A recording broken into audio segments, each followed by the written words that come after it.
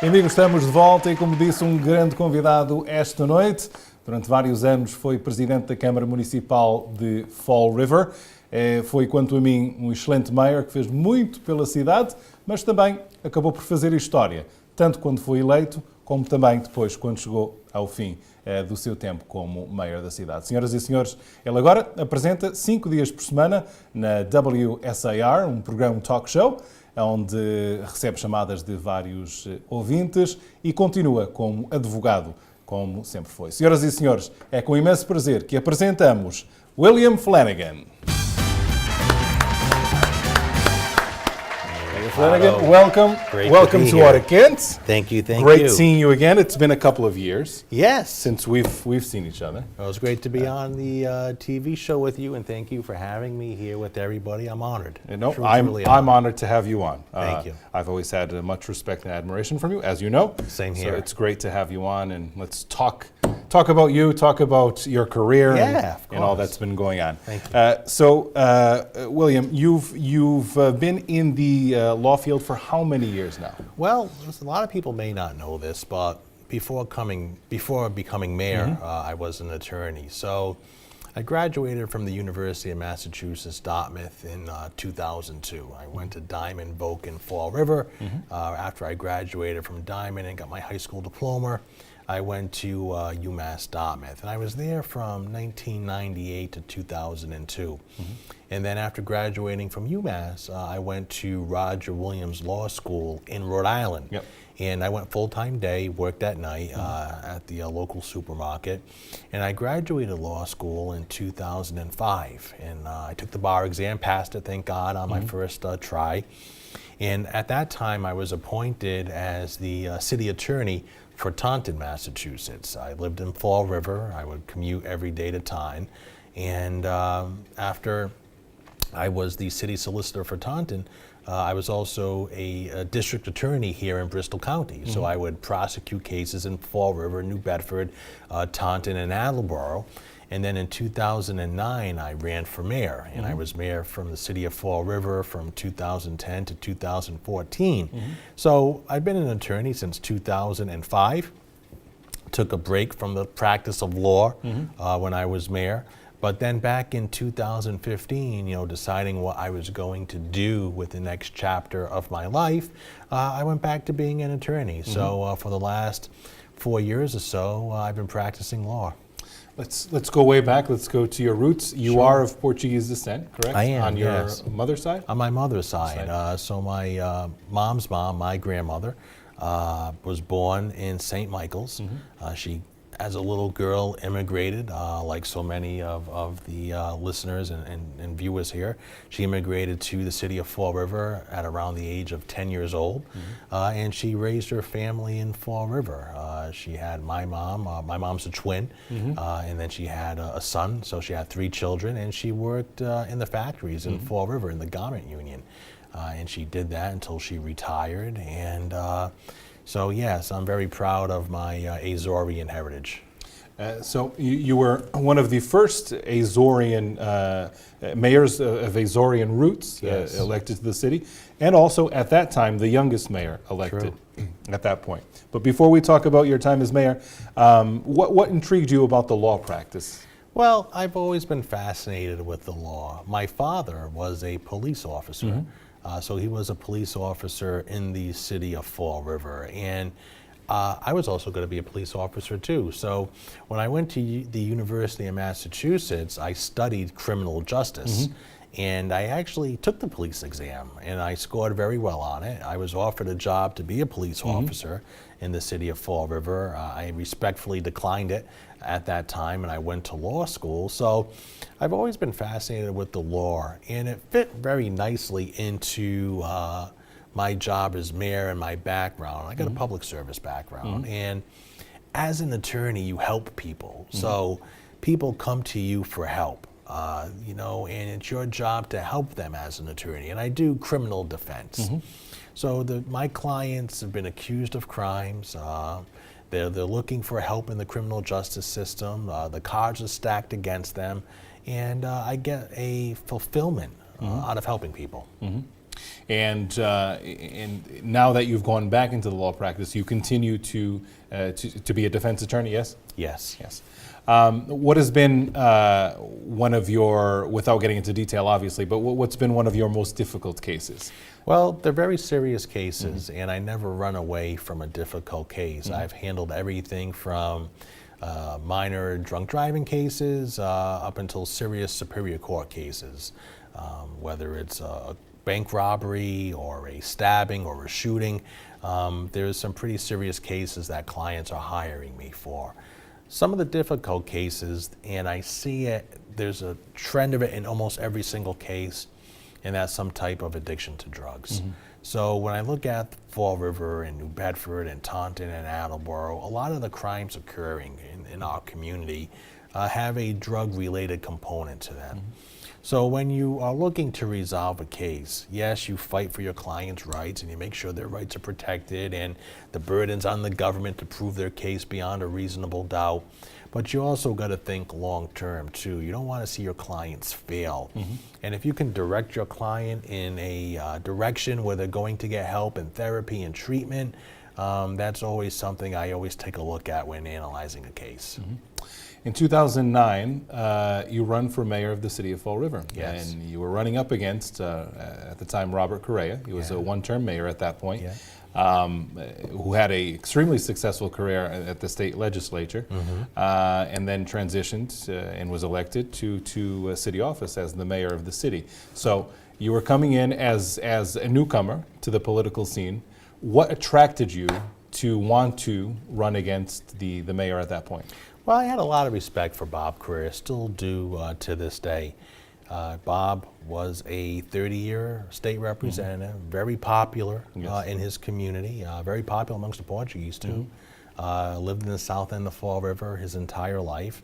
And when he was mayor, there was a lot of high hope for Mayor Correa, Bob Correa. But you know, I think he was a victim of a bad economy. He had that stormwater fee that people deemed it to be very unpopular. And I just was not happy with the direction I saw the city going in. I was 29 years old, going to be 39 in May, so almost 10 years ago, looking back on it, and I saw our city going in a direction that I wasn't comfortable with. And I thought I could make a difference, and I thought I can bring something extra to the conversation. And a lot of people counted me out. They said, oh, this 29-year-old kid, he doesn't have a chance. You know, Bob Correa is a 30-year state rep. He has over $100,000 in the bank. Who's Flanagan?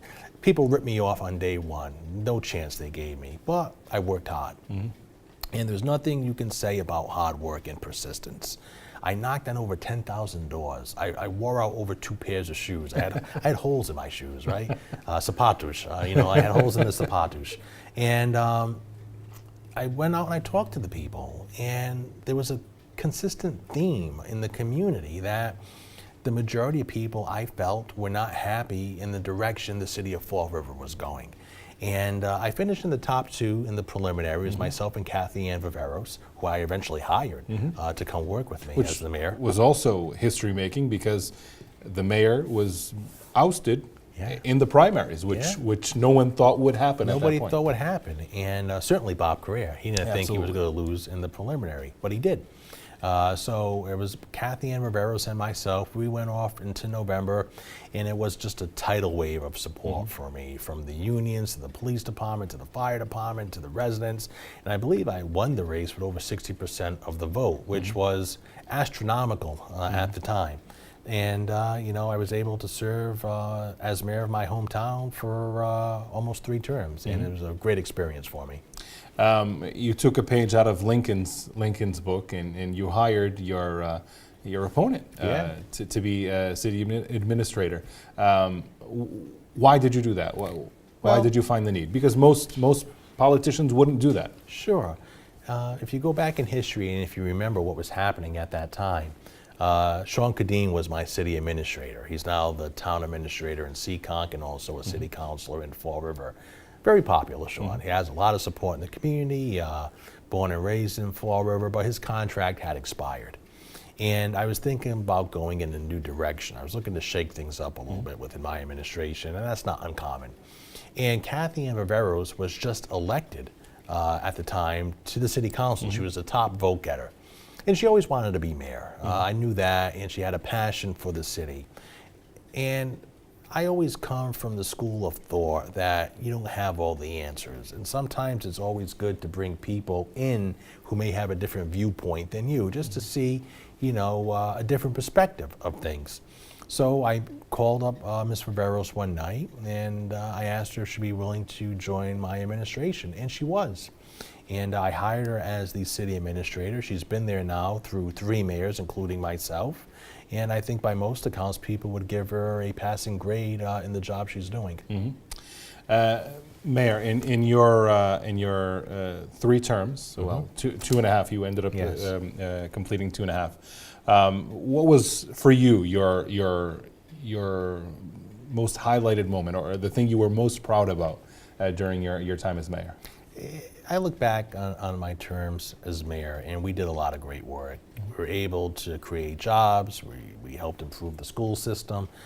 We helped improve public safety. We brought Amazon to Fall River. We helped bring in the Market Basket and helped a lot of economic development in the south end of the community.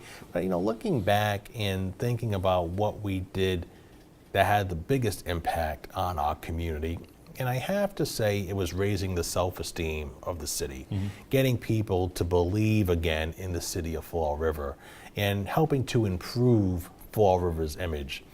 For far too long, outsiders may have a negative opinion on Fall River. It's a place where it's low income, low education, high crime, and as mayor, I worked very hard to flip the script, to get people to think differently about their city, to be proud of their city.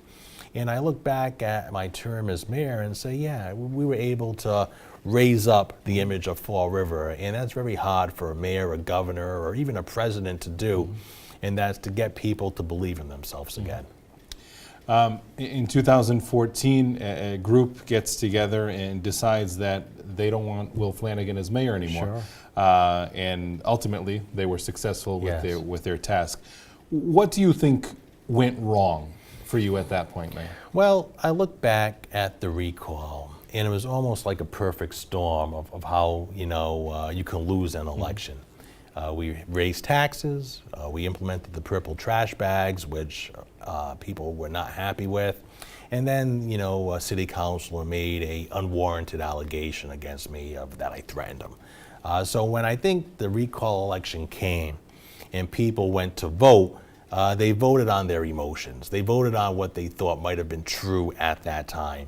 And I ended up finishing second to Sam Sutter. I almost won the election. With all the odds stacked against me, with all the negativity I was going through at the time, we almost won. And I think Sutter beat me by a little over 1,000 votes. Now, 4 years later, the city of Fall River is going through another recall.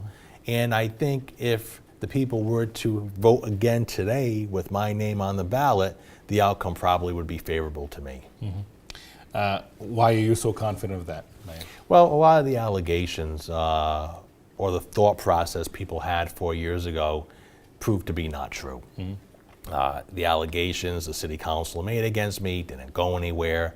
4 years later, the Purple Bag program is still in the city of Fall River, and by most accounts, it's deemed to be a success. It raises money, it reduces trash, it promotes recycling, and there's no indication that it's going to be taken away. And I think with the current state of politics the way they are, nationally, statewide, and locally, I think people look back and say a Flanagan administration really wasn't that bad, and probably better than what we may have now. Would you have done anything differently? Of course, you look back on things, and it's tough once you lose the game on Sunday to say I would do something different on Monday, to Monday morning quarterback things. But looking back on it, sure, there's maybe positions you would have hired differently, or economic decisions you would have made differently. But when I look back on it, the decisions I made at the time are the ones I thought were right, based upon the information that I had. And to do things differently, yeah, there's always room for improvement, Ricardo. Fall River now faces a recall election once again. Hopefully it doesn't become a common thing, at least for the betterment of Fall River. Sure. But What goes? Obviously, the circumstances behind this current recall are a lot more serious than what happened 4 years ago. Agreed. But what's in the mindset of a mayor during a recall election? At your time, it was something new. It had never happened in the Right. history of Fall River. You look at the recall of 2014, the one I was involved in, and it really was focusing on those purple trash bags. The people didn't like it, and they wanted to change horses in midstream. This recall is a little bit different. You have a mayor who's facing a 13-count federal indictment. It's the United States of America versus Jazel Correa. That's intimidating, and it reflects poorly on the city of Fall River, keeping in mind that there's a presumption of innocence. Jazel is innocent until proven guilty. But the citizens, and they have a right to do so, got together and they got over 5,000 signatures to stop this recall. What goes through the mind of a mayor? You know, I think the mayor hopefully wants what's best for Fall River. In his mind, he thinks, you know, he's innocent and that he's doing a good job. And it's up to him to make his case to the citizens. And I think there's a good chance he may win. I look at the field, there's like 8 candidates running. They may split the vote, and Jazel may get the benefit of the doubt, some sympathy vote, some vote people think he's doing a good job. So I think time will tell whether or not he's going to get reelected. Taking the election aside and taking politics out of it, I think he has a very serious matter he has to deal with, and eventually it's going to have to resolve itself. For him, I'm sure he hopes it resolves itself in his favor with a not guilty finding. At the time, you were obviously dealing with something new, and I'm sure you had to do a lot of your own homework about what a recall election is about, what it implicates, what may or may not happen. At the time, it was said that you could, in essence, lose the recall vote, but win the election. Right. And that is possible in a recall election, correct? It is, and you know, I've looked at some polling data on this recall election about to take place in March 12th, I believe is the election date.